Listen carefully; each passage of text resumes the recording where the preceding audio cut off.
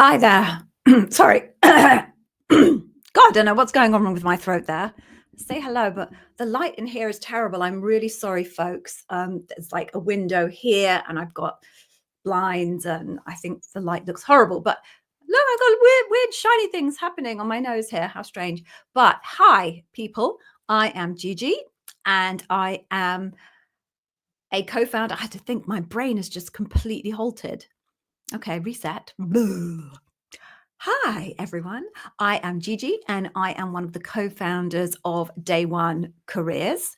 Welcome to our weekly Q&A session. I think I'm here on my own again today. I think Yevgeny is in Turkey, something like that. Anyway, I don't think Yevgeny's coming today. So once again, it's just you folks and I, which means a lot of talking from me. And I'm not sure I've got enough fluids with me to keep me going, but we'll see. So it usually takes people a little bit of time to show up for the session and get notification that we are live. So I have to just basically fill some time with some random yabbering. So the first thing I'm just going to do is ask you if you would be kind enough just to let me know if you can actually hear me. So it'd be great if someone would just put a comment in just to say, hi, Gigi, we can hear you. It's all good.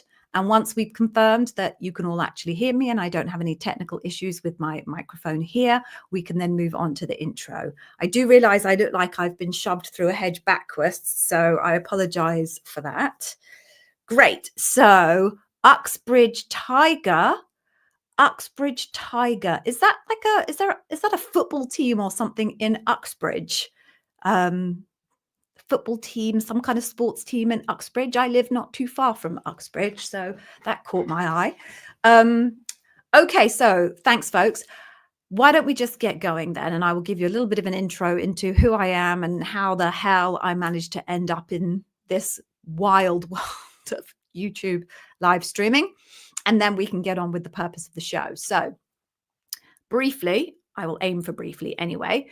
As I said, I'm Gigi. You probably recognize me from the YouTube videos. I go through many different incarnations when it comes to the hair. So it's all still me, but yet somehow many different hairstyles and colors over the years.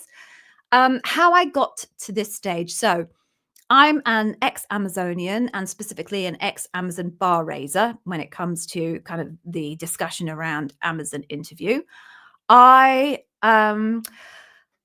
My origin story in terms of Day One Careers and the YouTube channel goes something like this. I was interviewing a lot at Amazon even before I became a bar raiser. As I was on the journey to become a bar raiser, I started to both pick up the pace in terms of the number of interviews I was doing a week. I could easily end up doing 2 or 3 interviews a week. And as this volume was starting to increase, I started to notice that people were doing strange things, but very similar strange things, which struck me as even stranger, because to do a strange thing is one thing, but to do a same strange thing that the same strange thing that somebody else who you've never met before did is weird. So I decided I would start asking folks when the strange things surfaced, where they got that idea from or how they chose that strategy. And they all pointed me towards YouTube. Now, back then, there was obviously a lot less content on YouTube. We know how much YouTube has grown over the years, and very specifically, much less content specifically about Amazon interview preparation. There was only really a few key channels. So I dug into those channels and specifically identified that some of those channels were being created by people who had never worked at Amazon before, and they must have been getting their information from someone who had worked at Amazon, but some details were being lost in the nuances, lost in translation, and they were sharing guidance that was absolutely incorrect, which made me panic, quite honestly. And the other channels were being managed by people who were Amazonians or ex-Amazonians. But I noticed that their experience had been very specific. So they had recruited, let's say, for very specific roles and been involved in very specific debriefs and interview processes, which meant although the information that they were sharing was not incorrect, it was also not correct for everybody. So people who were not necessarily interviewing for that specific niche that they were experts in were getting guidance that was really not going to be helpful for them and in fact counterproductive. So me being me, good Amazonian, ownership, insist on the highest standards, all of those types of things, decided I would just start my own channel. So I started this channel back at the beginning, just putting on videos for things that I had experienced very regularly in my interviews and as a bar raiser in debriefs to try and give people coaching on how to approach them. As you may have noticed, some of the videos are old and the production quality is terrible. And when I look at them, I cringe a bit, but the content in them is still really, really good. So over the years, I built up this channel. I was supported by Amazon at the beginning. They really loved the content. I was promoted. I wasn't promoted. The content was promoted internally. At the end of my Amazon journey, I decided I would just keep this channel going and see if I could, quite frankly, pay a few bills once I exited Amazon using this. So I set up my own little business doing digital courses and a little bit of one-to-one coaching. I won't kind of go into the detail, but I crossed paths with Yevgeny at one point, and we met and we decided that we would do much better working together than working against each other. So we merged our two businesses. We became Day One Careers. And here we are now. So Day One Careers, we do digital courses, we do one-to-one coaching. We obviously provide all of this free content on YouTube. We also have a blog where if you prefer to read rather than consume video, you can go to the blog and find more or less the same content. And we run this weekly session where you can ask us any question you like, and we will do our best to answer that question for you.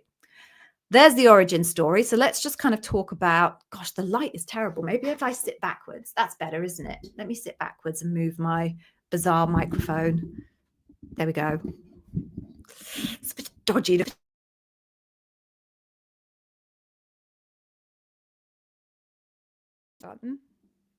There we go. Can you still hear me, folks? I just got a message that I've muted the microphone. I'll keep talking, and if you can't hear me, someone's bound to say we can't hear you. So here's how this session works. You can ask us any questions. Thank you, Barbara. Appreciate it. You can ask me any question that you like, and I will attempt to answer it. There are some limitations on that, however. So in the first place, if you just have a really generic, hi, Gigi, I'm interviewing with Amazon, any tips? I mean, there's hundreds of videos and got to be at least 30 hours of content on the YouTube channel with the tips. So if that's the generic question, please just go to the YouTube channel first. There is a playlist called Start Here, which hopefully is quite self-evident. Start there. And then if you end up with specific questions, you can either drop them into the comments under the video or you can come back next week. So please don't just ask me any tips because that's way too generic. On the opposite end of the spectrum, there are, I think, in excess of 10,000 different job families in Amazon at this stage across all of its businesses. So if you have a specific question about the functional questions you might face as a pre-construction engineer or a legal consultant for commercial interests or any of these kind of very kind of specific roles, I'm not going to be able to answer that for you. No one person could possibly know what functional questions are going to be asked across 10,000 different job families and different layers of seniority. So that's your question. I'm really sorry. I will not be able to answer those. But anything in between that, hopefully I should be able to make a good go of. So all you need to do is write your questions on this panel on the right-hand side, press the submit button, and it will come over to me. Sometimes people's questions are quite long. So if you have a multi-part question, just type the first part of your question. And then if you hit the character limit, just delete the last character and put a number 1 there. And I'll know that I need to look for a number 2. Keep typing. If you still haven't finished and you hit the character limit, delete the last character and put a number 2 until you're all the way through your question. And I will know that I have to hunt for those different parts of the question further down.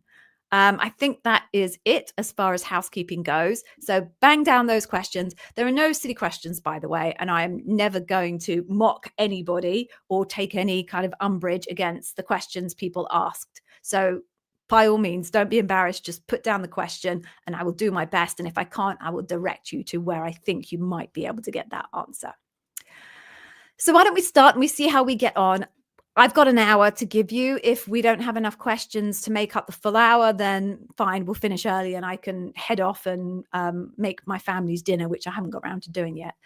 What I will say is do try and stay until the end, because I do have the most incredible freebies that you will get anywhere from any company in terms of Amazon interview preparation. I'm extremely confident that no one is going to give you the quality of freebies that we're going to give you at Day One Careers. So stay until the end. Let's get going and see what happens. Now, my husband has just got home from work, and if you hear barking, that's because my dog is very excited to see him. Not that I'm not excited to see him, but she's more excited, trust me. All right, let's pick our first one. So, Uxbridge Tiger. I still would like to know, are you actually in Uxbridge in the UK? Because I'm curious. But let's have a look at your question. Hang on, I have to put it up on the screen so everyone can see it. Sorry. Right. So on Friday, you received an L. Oh, you are in Uxbridge. You said for the UK, so you must be in Uxbridge. You got an L6 job offer from AWS UK.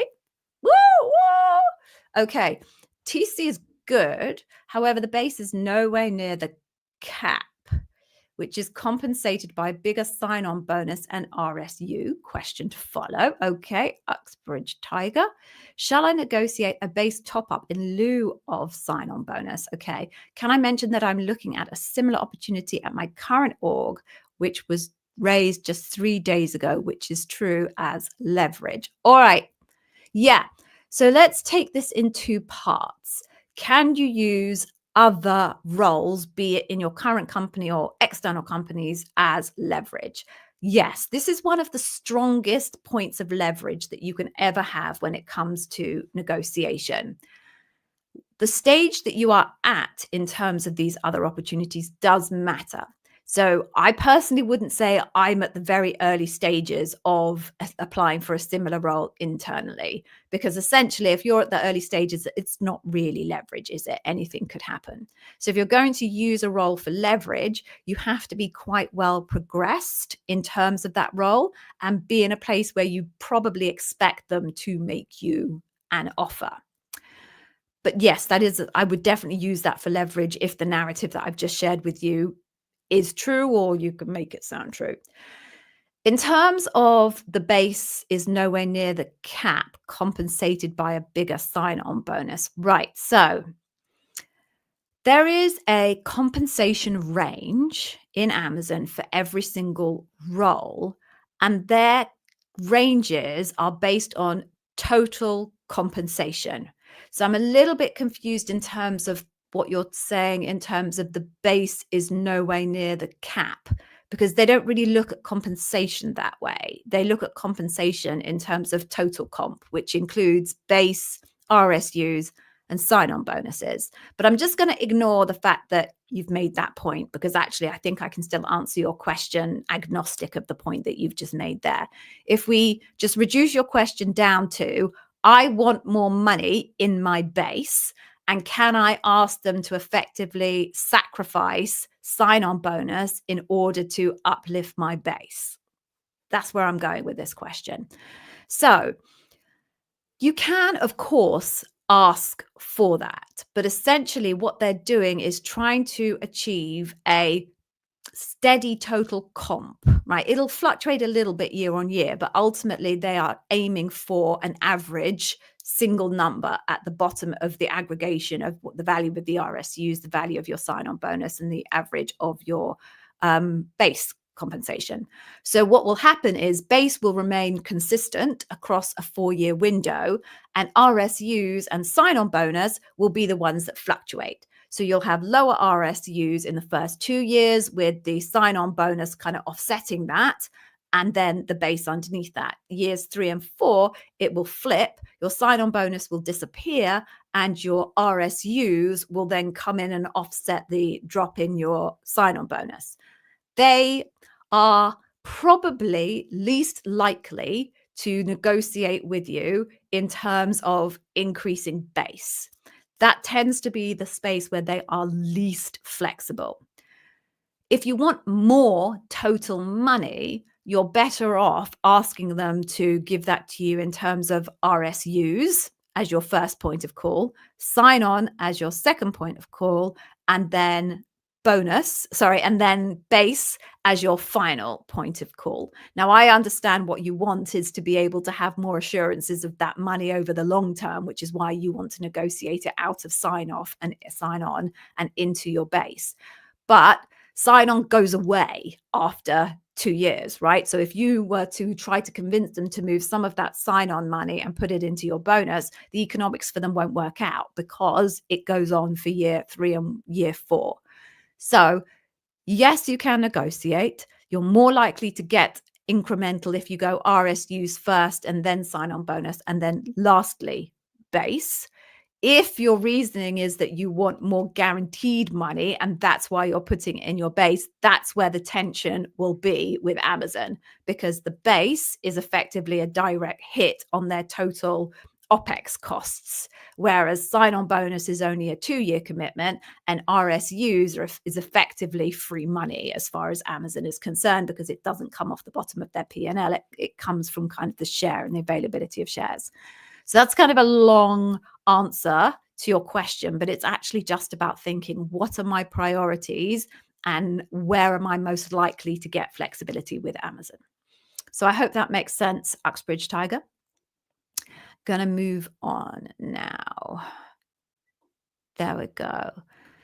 So, Sudhir, I think that's how I would pronounce your name. I apologize if that's not. I received the following message from Recruiter. Okay. Hi, thank you for reaching out. I want to let you know that your interview went well. Right. So I need a little bit more context here, but I'm going to assume you had some kind of an interview and you reached out to ask them for follow-up information. And they're saying that it went well and we'll be reaching out with next steps. Right. So this is one of 2. So I'm looking for 2 now.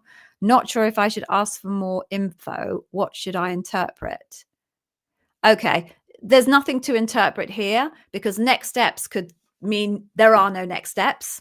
Yes, it went well, but somebody's decided that for some reason they're not moving you on to the next stage. And I'm not sure what the next stage is because you haven't mentioned whether this was loop or whether this was an early round. So equally, next steps can be nothing or next steps can be a job offer. So you have no information here that you can reliably draw any conclusion from. So all you can do is wait. Don't try and read between the lines. It won't get you anywhere. So just be patient. If it is an early round, they should get back to you within 2 days. If it's loop, you should hear back within 5 days. And these are 5 working days, by the way, and the 2 working days as well. If they're taking a bit longer than that, then it's definitely worth a follow-up. Usually I would give it a couple of days if it's a loop. And if it's an early round, I would probably chase them a day after you were due to get the feedback. Okay, so moving on. Oh, Pixie, you're back again. Oh, do you know what? Looking at this, I'm now realizing by the time we see Yevgeny again, I need to move back, don't I? By the time we see Yevgeny again, he's probably going to have like a full-grown beard all the way down here. All right. So do you know what? The reason I keep sitting forward is I'm not wearing my glasses and it's hard to read that. So I'm just going to put on some specs. So hang on a second, folks. Right now, don't laugh, people. I call these my angry glasses. My children think that they look like, I don't know if you know those fake glasses that have got like the big eyebrows on them and then the big honky nose and then a moustache underneath them. My kids reckon that these glasses look like that. So I apologize if they look ridiculous. There we go. Can you see it? The eyebrows. Does nothing for my nose either, but I paid for them and glasses are expensive, so I'm wearing them. Right, so now I can actually read this, so I apologize, folks. So hi, Gigi, happy Monday. Happy Monday. I hate Mondays, I have to be honest. In cases where the internal job is essentially identical to the vendor side role, how does Amazon expect me to show step change readiness for L6 or above?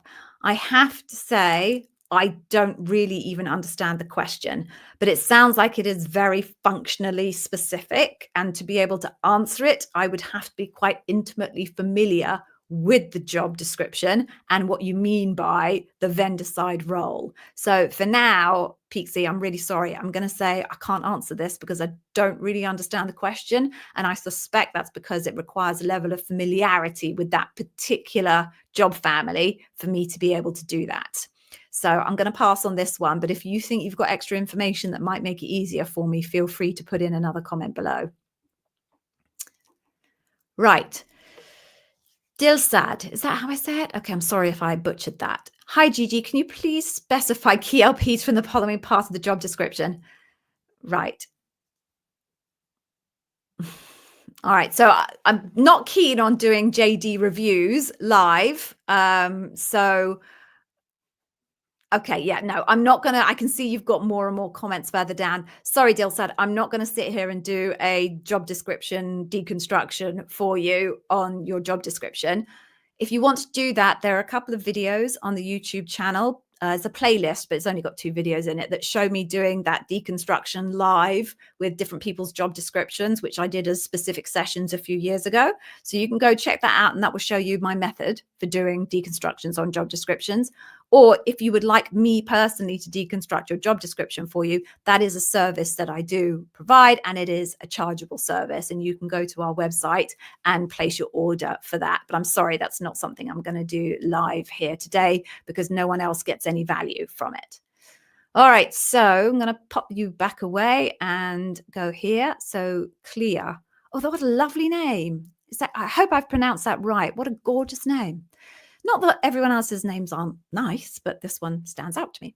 Okay, so you have a phone screen this Thursday, and it's for a senior account exec role in healthcare.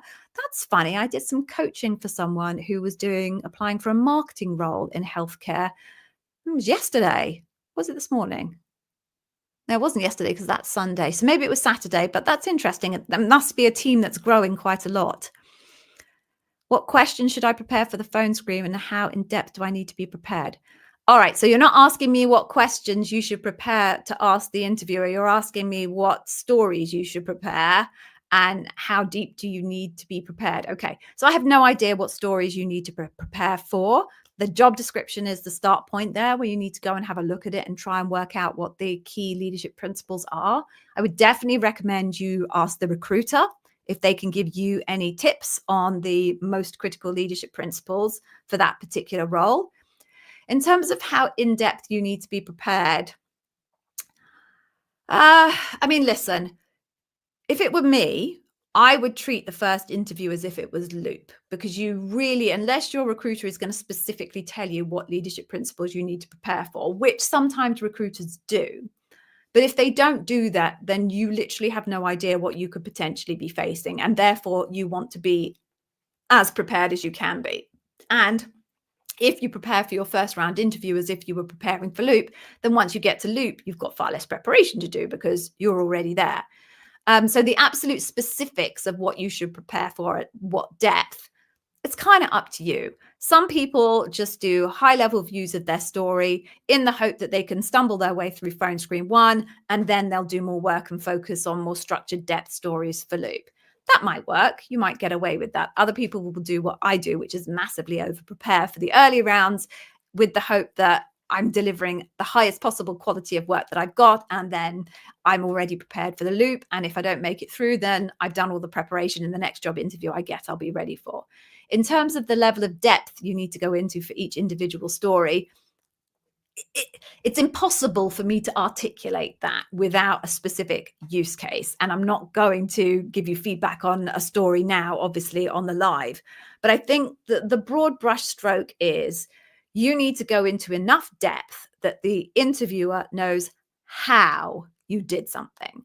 You can't just describe, I did a piece of analysis, if they're asking you something around dive deep. You actually need to describe exactly what and how you did that analysis in order to draw the conclusion. So the bar for you is, if I was to, some shopping's come in, that's exciting. If I was to read this myself or hear this myself as an interviewer, would I get a good sense of how this candidate went about doing what they did? If you don't think you've accurately and deeply described the how, you're probably not deep enough. That's, I guess, the theoretical part of that story. But in terms of the exactitude, I would have to listen to your story and tell you exactly what level of depth you need to get to for that story. So I hope that makes sense. Okay. Oh, Abe saying good morning. Good morning. Well, it's actually good evening for me where I am. It's almost my dinner time. My tummy knows it. Right. Let's just move on from this one because I've already gave feedback on that. What are the red flags Amazon looks for in leadership stories, even if the results were good? Okay. So, some of the key red flags that are going to be, it's not that anyone looks for red flags as well. I think that's n- the approach that Amazonians take to interview is they really want you to succeed. So they're not looking for the bad things, they're looking for the good things. Then, if the bad things are present, they will identify them.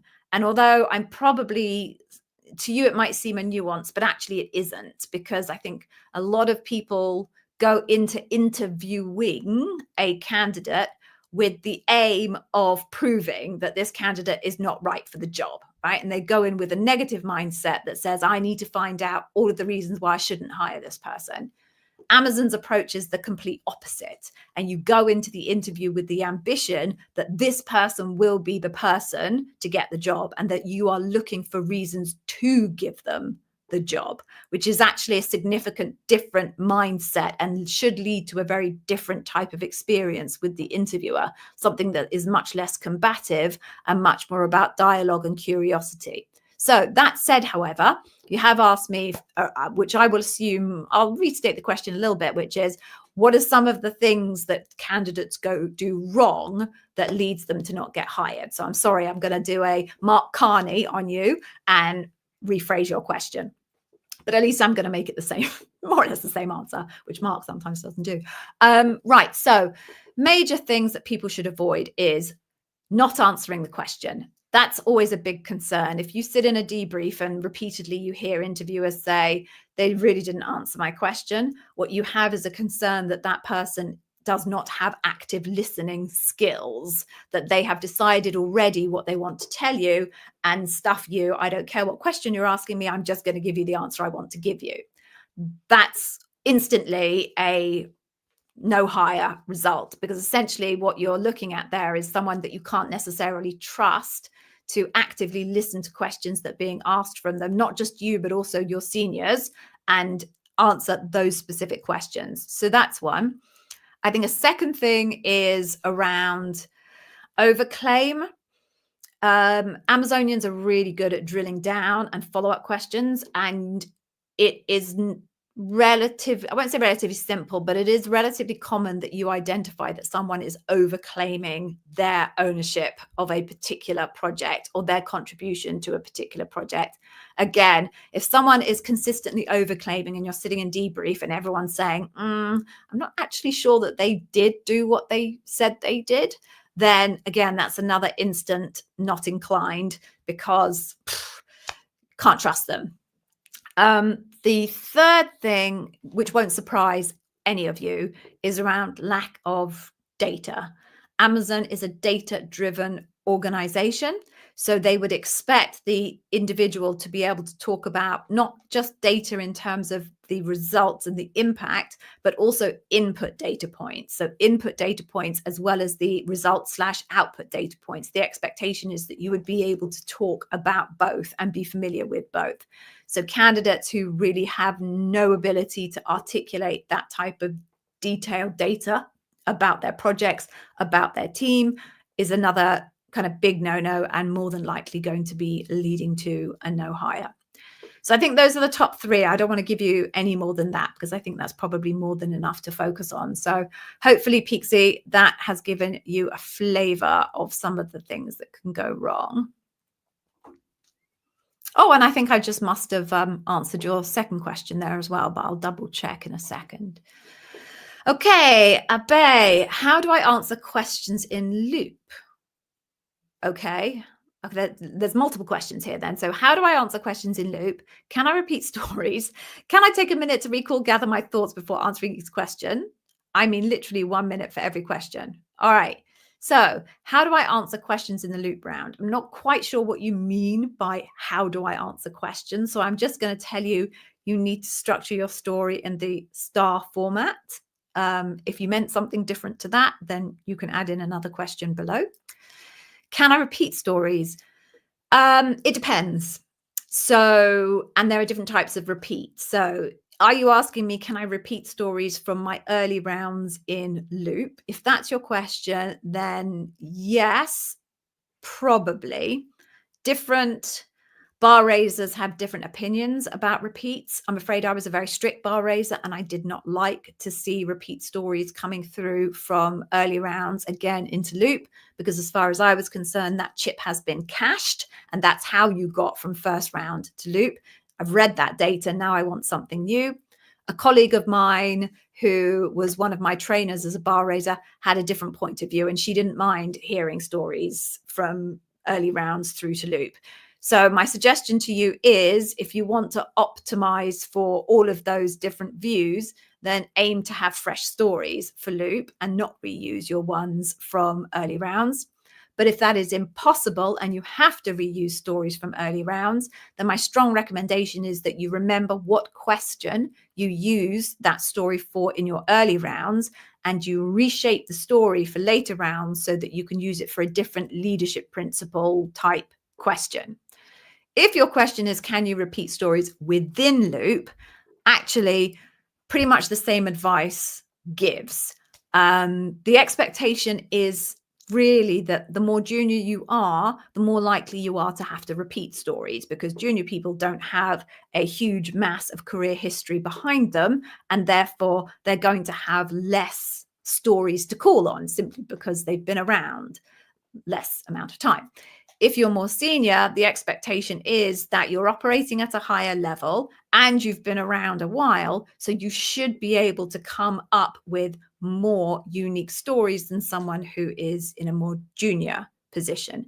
However, there's not a single rule that says if you're an L7, you are not allowed to repeat, and if you are an L5-4, you are allowed to repeat. There's no specificity there, and what you're doing is you're kind of in the realms of personal preference when it comes to interviewers and bar raisers. So I would say, as I did before, the more unique stories you can come up with, the better. But if you have to repeat stories, try and aim to have those repeats focused on very different leadership principles. The example I always give for this one, and hopefully this brings this to life, is, for example, if you were an account manager at Amazon Ads and the situation is that you had committed to a customer a certain number of impressions off the back of a campaign, and actually what happens is the results come in and it's a disaster and you're getting nowhere near the impressions, you can create two different stories about that. One story you can create is maybe an earned trust story or a customer obsession story, where it's all about the relationship with the customer and recovering the relationship with the customer. The other story could be a dive deep story, which is all about the analytics and trying to get to the bottom of the matter as to why that campaign underperformed. Because those two leadership principles have no similarities to each other, it's not like write a lot and bias for action, where you're having to, they're kind of decision-based leadership principles. These two leadership principles are very different. One is an analytical leadership principle and the other one is a human people-based leadership principle. If you can achieve that, then although you may be using the same situation twice, the actual stories themselves will be very, very different. So that would be my guidance. If you want to repeat a situation, turn it into two very different sounding stories using very different leadership principles. Okay, can I take a minute to recall, gather my thoughts before answering the question? I mean, literally a minute for every question. Yes. So the Amazon interview, in fact, no interview should be a memory test. I am asking you a question to recall a time. I want you to tell me or answer my question in a concise, coherent, and detailed fashion.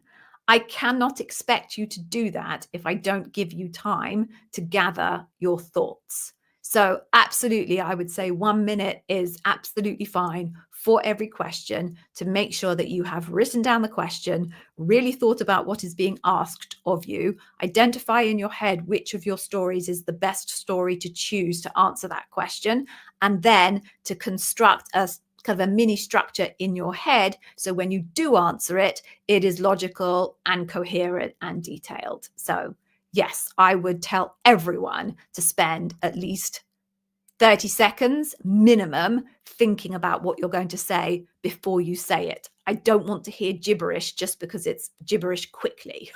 I would rather hear something coherent that you've spent a bit of time thinking about answering. I hope that helps.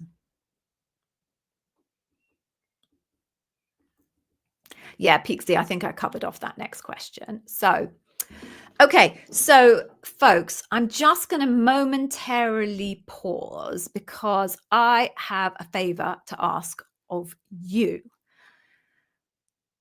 We obviously spend a lot of time and effort building this content out for you. And I'm not going to pretend it's 100% altruistic. I do have a business out of this and I do try and pay a few bills, but nonetheless, we put a massive amount of content out there that is completely free and some amazing freebies completely free. In return, though, however, I have a teeny little ask for you. That ask is whenever you watch any of the content, please, could you either write a little comment, hi Gigi, good video, liked it, love your hair, love your weird glasses, great lippy. Don't tell me horrible lippy because someone did that once before and I took great offense at that.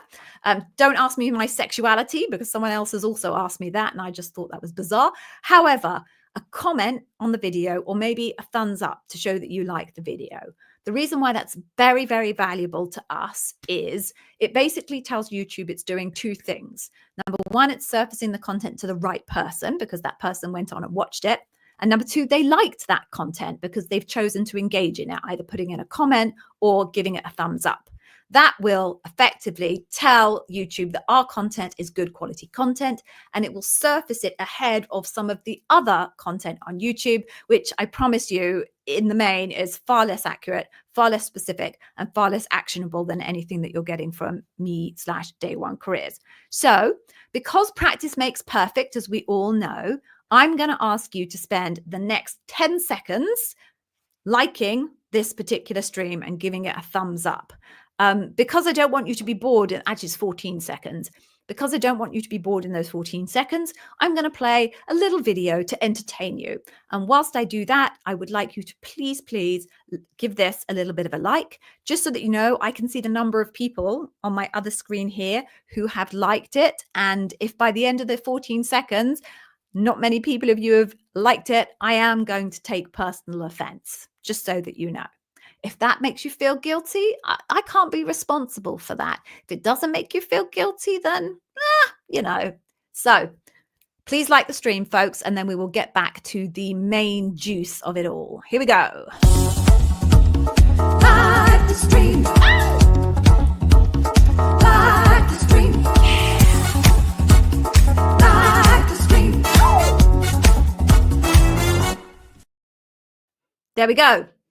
So I can see there's still a few people that haven't liked it, but I challenge you, was that the weirdest thing that you've seen on the internet today? Probably. Or if you've seen weirder things, then we probably shouldn't discuss it because you are on the types of channels that you should not be on. Right. So let's go back and start again. Well, not start again, but let's go back to where we left off. And right, I'm also going to try and pick people who I haven't answered questions for before, because actually we've got quite a lot of attendees, woohoo, which is always good. But I want to make sure, if I can, everyone gets at least one question answered. So where were we? We're at Peaksy and we're now at Hoodwinked Dadon. I don't know how you people come up with these names. They're wild. Okay, I'm in the SD2 loop. My recruiter essentially told me if I use ChatGPT to cheat, I should be able to explain everything well. I'm really not sure if I should or shouldn't. Thoughts? So, wow. The question is, to what extent are they suggesting you use ChatGPT? Because if it's the write out your core stories, know what you want to say, feed the leadership principle into ChatGPT and ask it to look and see if you're hitting the nail on the head, it will take you so far. Now, I can tell you that ChatGPT does not really understand the leadership principles in the way that someone like me or anyone else who's worked at Amazon really understands the leadership principles. And we all know ChatGPT can hallucinate at times. So do I think the ChatGPT feedback on whether you have hit the nail on the leadership principles or not is valuable? To a degree, yes. Is it going to be able to help you to optimize your story to the maximum degree for the leadership principle that you care about? No, I don't think so. But it might get you a little bit further on than on your own. If what they're saying, which I don't think is, use ChatGPT to come up with the story and the scenario, that's very dangerous territory. Because if it isn't real, if you haven't really experienced that, when you get into the interview and your interviewers start to ask you follow-up questions and actually drill down into things like, what other options did you explore? And why did you decide on that final option? And trying to dig into your thought processes or some of the upstream or downstream metrics. If you made it all up through ChatGPT, you're going to be exposed very, very quickly. So, in short, it does depend to the extent to which you use ChatGPT. Personally, I think there is no replacement to really, really understanding the leadership principles and really making sure that you lean into the behaviors that the leadership principles are looking for versus dumping stuff into ChatGPT. I've had a number of candidates who have done that come to me for their coaching session, believe that they've made this whole thing perfect through ChatGPT, and ChatGPT has just hallucinated and not really understood the nature of the leadership principles and how to articulate demonstrating those. But it might get you a little bit further on than you would do on your own without any type of other support information around what the leadership principles are and how they demonstrate themselves. But just be careful, right? There are clear limitations to how you should use ChatGPT. And it's not cheating. The only cheating is if you make up lies. That's cheating. Anything else is, I guess, just finding the best way to articulate the real stories that you've got. I hope that makes sense. Okay, so I'm going to jump on to Michael, who has got a multi-part question here. Woo, lots. There's like 5 parts, Michael. All right, let's bring these up and we'll see how many questions are in there. Okay, so I hope you're well. I am. I'm doing good. It's summer here now, finally in the UK. I did some gardening yesterday. My garden is looking pretty. So yes, I am well, thank you. So you're preparing for your upcoming systems analyst interview and you've got a couple of questions. All right, I'll do my best. Would applying for other roles at Amazon during this process impact the systems analyst interview I'm currently going through? Your long term is to become a solutions architect. Right, okay. So I'll keep going. And I'm deciding what paths might support that journey best for the technical right. Okay, I'll stop there. Okay. So there's nothing wrong with applying for multiple roles in Amazon at once. It's very, very common that people do that. But you need to make sure that those roles make sense to be applied for together. So if a program manager applies for 5 different program management roles, that makes sense because they're a program manager and it doesn't really matter what program they're managing. It still requires the same skill sets. If a marketer applies for multiple different marketing roles, then that may make sense as well. There's some variety in marketing in terms of the types of channels that you manage, but nonetheless, broadly speaking, marketing, yeah. Same for lawyers, right? But what wouldn't make sense is if somebody applied for a legal role, a marketing role, a program manager role, a product manager role, because these roles have very different skill sets required. And that's going to look like you're just throwing mud at the wall and seeing what sticks. So yes, by all means, apply for multiple roles, but make sure that they make sense together and that there's a logic as to why someone might apply for these multiple different roles. For technical interview, are there any general expectations or guidelines you can share? No, because technical interviews can cover a multitude of different technical roles. There is no standard answer to that. And even if there was, I'm not technical, so I wouldn't be able to give you that information from a functional point of view. Okay, jumping on to your next part. Are you allowed to briefly showcase relevant projects for technical questions? No. You might be asked to do some kind of systems design, depending on the type of role that you're applying for, or solve some kind of coding problem. So that would be a functional question that they would ask you, and you'd have to demonstrate your workings out, etc. But they're not going to ask you to.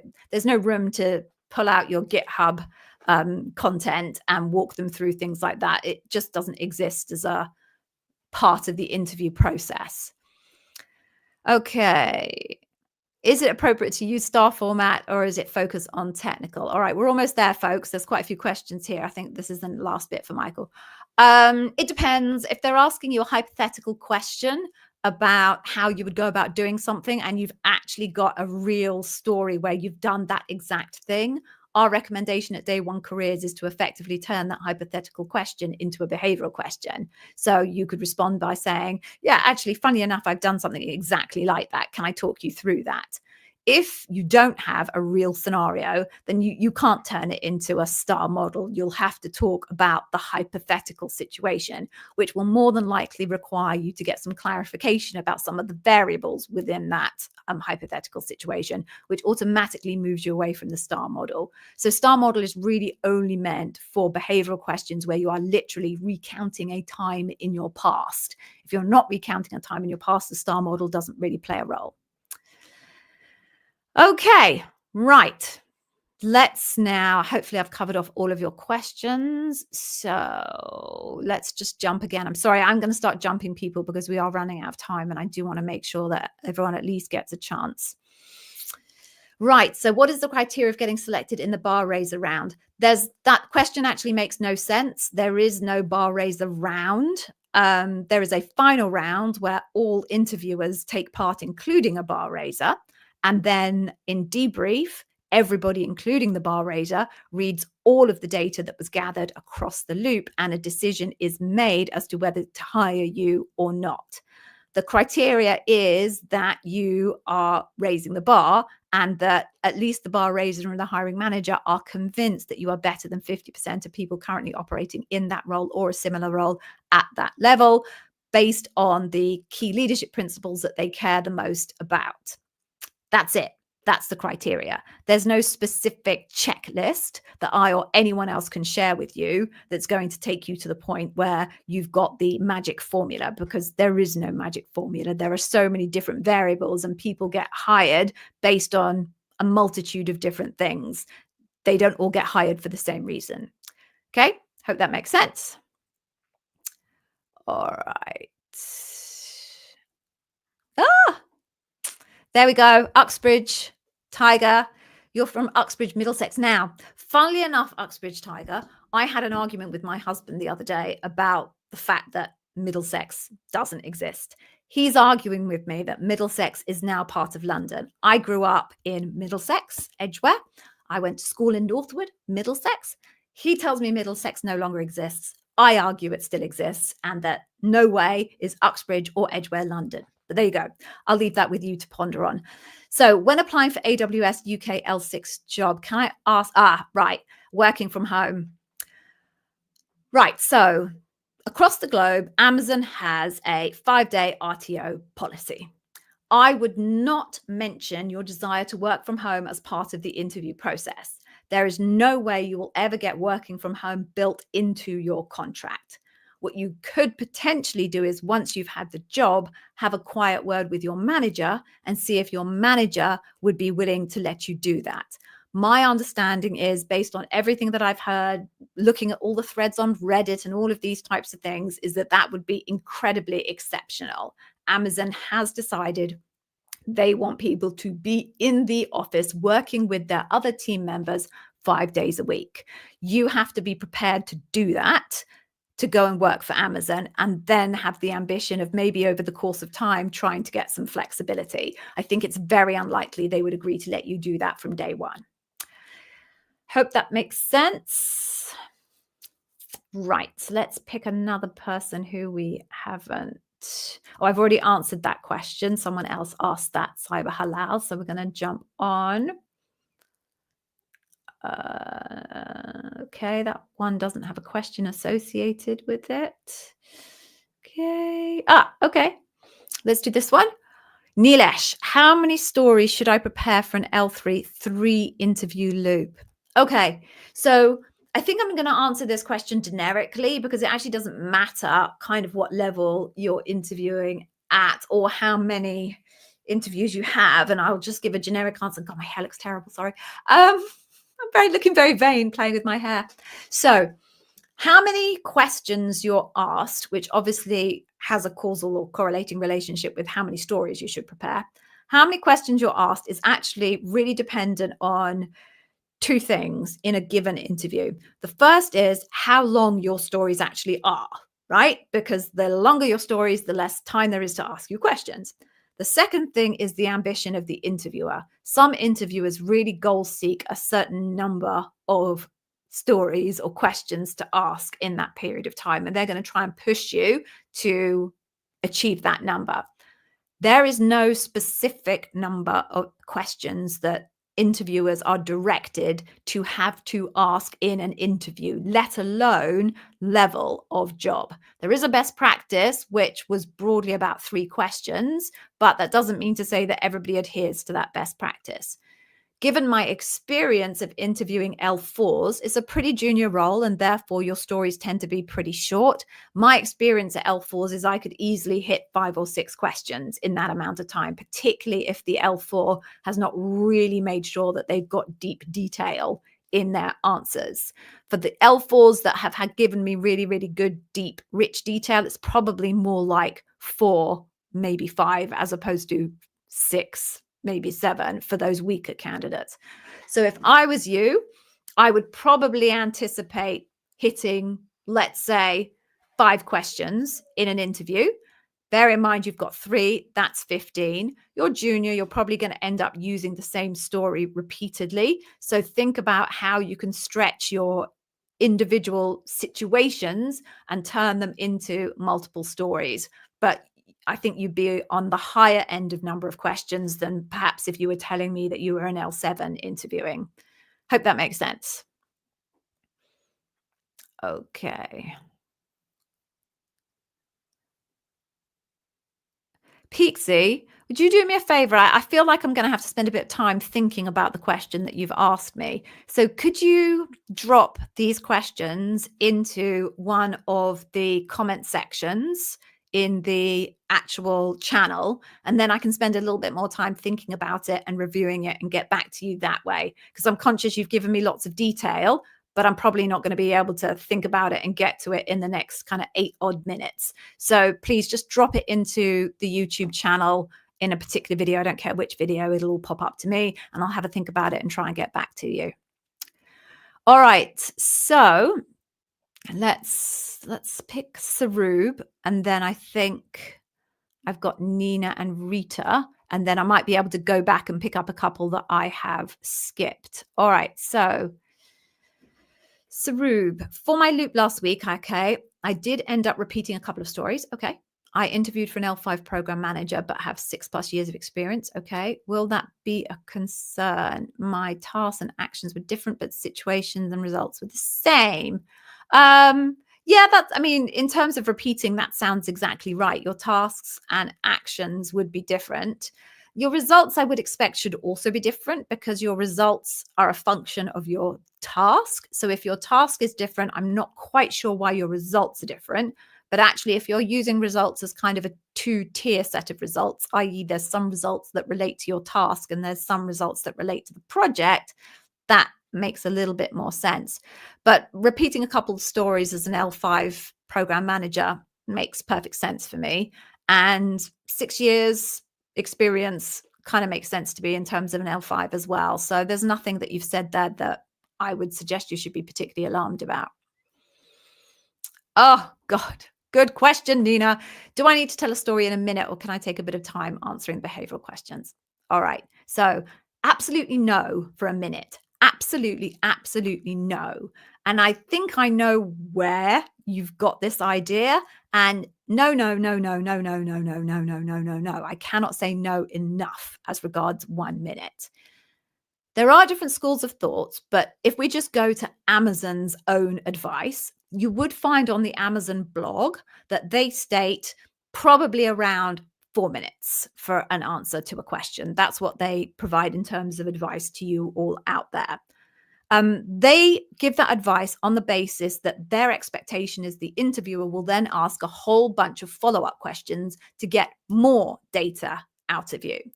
If you only give them a 1 minute answer, your interviewer knows so little about what's going on, it's almost impossible for them to ask you quality follow-up questions. They're going to have to ask you follow-up questions to get the bare minimum amount out of detail out of you, because you'll have given them literally absolutely nothing with a 1 minute answer.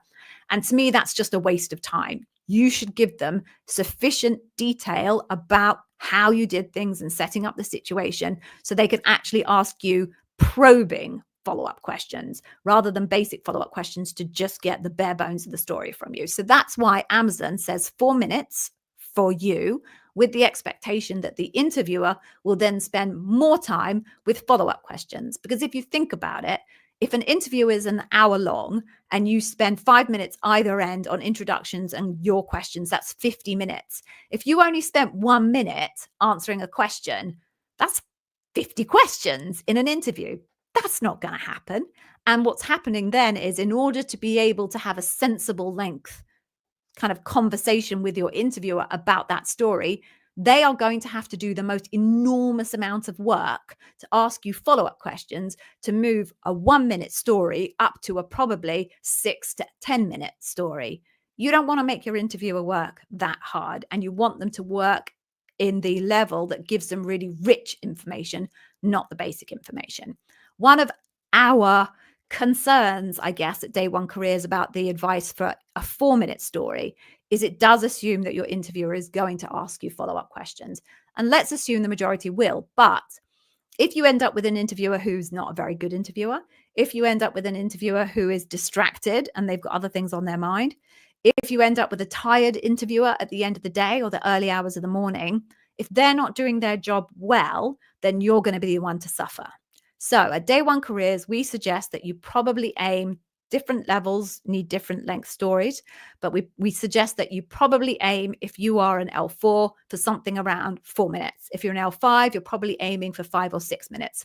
If you're an L7, you're probably looking for about 7 to 8 type minutes long stories. That would be our recommendation, but please do not aim for 1 minute. That, I promise you, is a complete disaster, because the interviewer literally knows so little, they don't even know where to start in asking you follow-up questions. So that's my advice. I hear this a lot, and I think I know exactly where it's coming from. Okay, what else do we have? What time do we have? Okay, we've got a couple of minutes left, and we have a new entrant. So let's have a look. Hey, Mano4ST331. That's a pithy username, isn't it? So you had an interview but decided to postpone it. Okay, because you're uncomfortable with your English. I lack the terminology. I've never worked in that specific area. So the question is that important? Well, yes. The challenge is, you have to have enough competence in the language that your interviewer speaks in order to be able to help them understand the extent of your technical knowledge, or articulate the concepts enough that they can see how you did things. If your shared language isn't strong enough for you to be able to clearly articulate how you did something or your technical knowledge, then I'm afraid it is going to be a problem, because if they don't speak your language, they're not going to be able to understand the concepts that you're trying to articulate. Now, what I will say is, from my experience, I keep leaning forward, don't I? And the kind of sound levels must change massively. I'm really sorry. From my experience, people who have English language as their second language are far more critical of their strength in the English language than they should probably be. I've had so many candidates, either when I was interviewing at Amazon or as a coach, that have told me, oh, I'm really worried about my skills in English, and that's really holding them back. But actually, the reality is their English skills are better often than people who actually English is their first language. So yes, it is a problem, but I think you probably might want to get some external feedback on really whether your English is as bad as you think it is, or whether actually it's much better than you think it is. Now, that's not to say that I haven't had candidates where their standard of English was so poor, we just couldn't move forward with them. I remember doing a loop as the bar raiser for a German candidate, and they were literally using Google Translate to try and understand what I was asking them and to talk to me, and that just was never going to happen. But in the main, I think people's English is better than they think it is. Okay, let's see what else we've got. Douglas. Okay. Oh, okay. So I'm just going to answer this one for Douglas, and then I'm afraid I'm going to have to go and get my evening meal. So I have a writing exercise coming up. Okay. And if the answer aligns with one of my planned loop stories, should I still use it in loop? Yeah, absolutely, Douglas. It's fine. The writing sample is there to test your writing. No one's really looking at it to do analysis of the leadership principles, and the strength in the leadership principle really is there just as a writing sample. So you're absolutely free to use it for a story in your loop. Some recruiters will tell you that the writing sample will be reviewed in the loop. I am yet to see that ever happen. Honestly, recruiters say it and it never happens. So don't worry about it. Use it for your writing sample and then come back to it at loop. All right, before you all drop off, because I can start to see the numbers dropping because I said I was going to go and get my evening meal, please go to this URL, right? At this URL, unsurprisingly, there is free stuff. I will really quickly run through what free stuff there is because you probably all want to get on with your day. So the first thing is that we give you a free sample of our flagship course, which is the Amazon Interview Success System. The Amazon Interview Success System basically walks you step by step through exactly how to prepare from zero all the way through to having a perfect, refined, optimized AI story reviewed story, where basically we've fed into a tool that we've created where my opinion sits in that tool, and you can get me through the tool to review your story for you. But it also covers off the leadership principles and does a deep dive into the leadership principles. So the free sample that we've given you is the customer obsession leadership principle. All of you are going to be tested on customer obsession at some point if you make it through to loop. So go get it, and it will really help you identify which stories are the right stories and what detail to put into that story. The next thing you get is access to our interview preparation tool pack. The best thing about that is there is a big old list of plausible Amazon interview questions. They're not the exact Amazon interview questions. I cannot give you those for fear of being sued, but they are very good practice questions to use that we have created based on our understanding of what Amazon interviewers are looking for. So take them, use them. Don't build stories for each of them because they aren't going to come up in the actual interview, but they are very, very good for practice. And then finally, if you get out either of those things, you get access to our community. There are, I think, near 7,000 people who are in that community who have either interviewed for Amazon in the past or are currently interviewing. In that community, you can get together and do mock interviews with each other. And the other amazing tool in that community, which is totally free, is we have trained an AI chatbot on all of the content from the YouTube channel. So if you don't have a lot of time and you don't be trawling through all of the different videos, you can just come on and ask that chatbot, whose name is Andy, unsurprisingly. You can ask him your question, and Andy will basically use his knowledge from the YouTube channel to answer it for you. So it's a really quick way to get answers to questions. That's it, folks. Thank you very much. Everyone's more or less dropped off at this point. So thank you for joining. And if I did not get to answer your question, do feel free to just drop it into the YouTube channel. And I will, like I said to Pixie, go and have a look and try and answer it for you. Take care, folks. It was lovely to see you. And hopefully I will see you next week with Yevgeny in tow. So until then, good ciao. And if you have interviews coming up, fingers very, very tightly crossed for you. Take care.